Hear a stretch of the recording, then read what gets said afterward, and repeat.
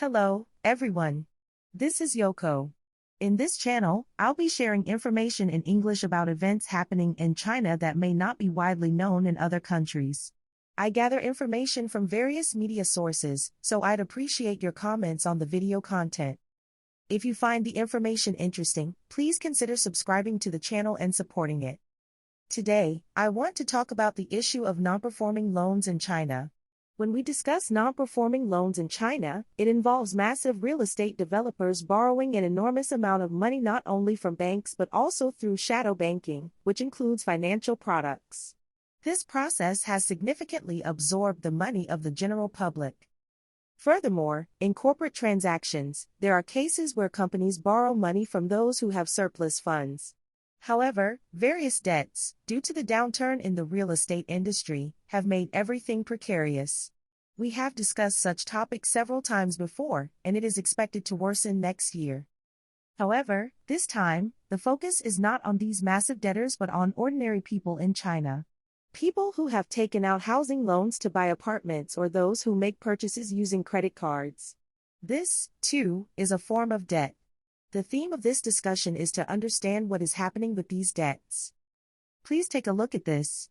In China, there has been a rapid expansion in the issuance of asset-backed securities, ABS, related to non-performing bonds. Behind this lies the increase in defaults on individual loans, such as housing loans, leading to the need to somehow address these issues. From the bank's perspective, when ordinary people are unable to repay their debts, the money lent to them becomes non-performing, creating a problem for the bank's business. Therefore, there is a growing trend to separate these non-performing loans from the banks. However, before delving into this discussion, let's first understand what ABS is.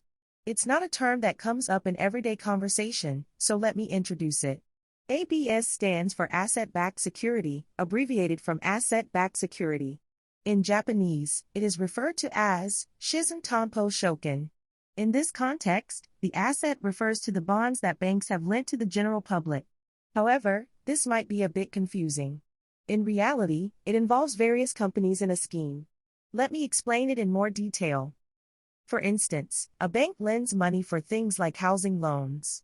However, in present-day China, if those housing loans are not being paid off regularly, in other words, if defaults are increasing, from the bank's perspective, these are considered non-performing loans. They are technically assets, but in reality, their value has decreased. Moreover, they don't generate interest, and in the worst case, the principal may not be repaid. These bonds, or loans, become risky when held for a long time. To illustrate, when a bank lends money for a housing loan, it takes the borrower's apartment as collateral.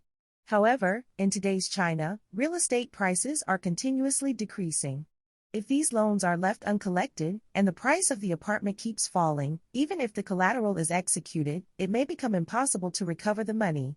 Therefore, banks, facing the prospect of an increasing number of people unable to repay their loans, find it challenging to go through the legal process of selling the apartments to recover the money.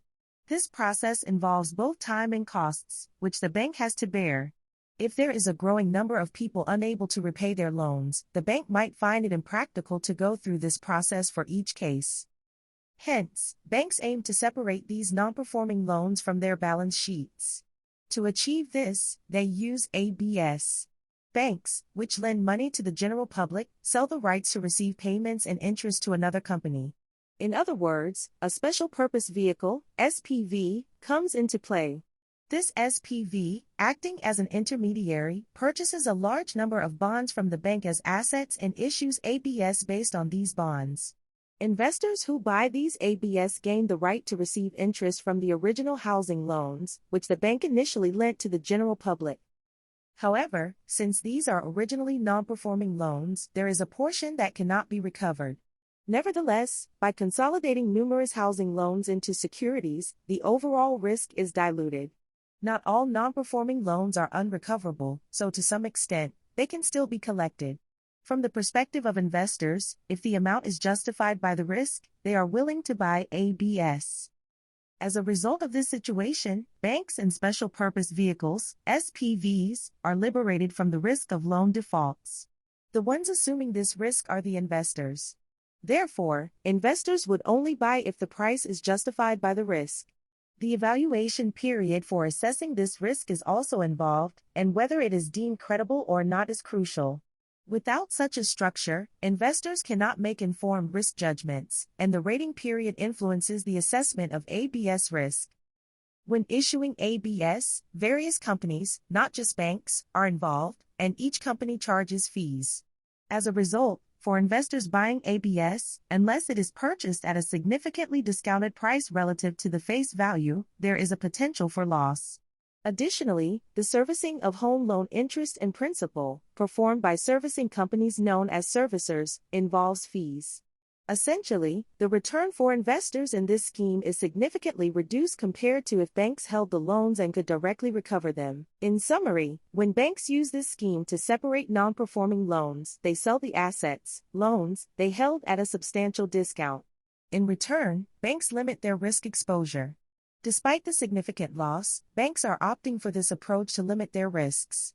This suggests a prevailing sentiment in the Chinese financial industry that losses will continue to expand, prompting proactive measures to cut losses.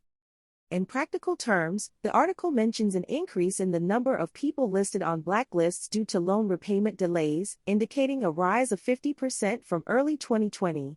This may pose a negative impact on the real estate industry, as individuals who have bought properties but cannot afford the mortgage are increasing. The banks, anticipating further deterioration, are hurrying to address non-performing loans.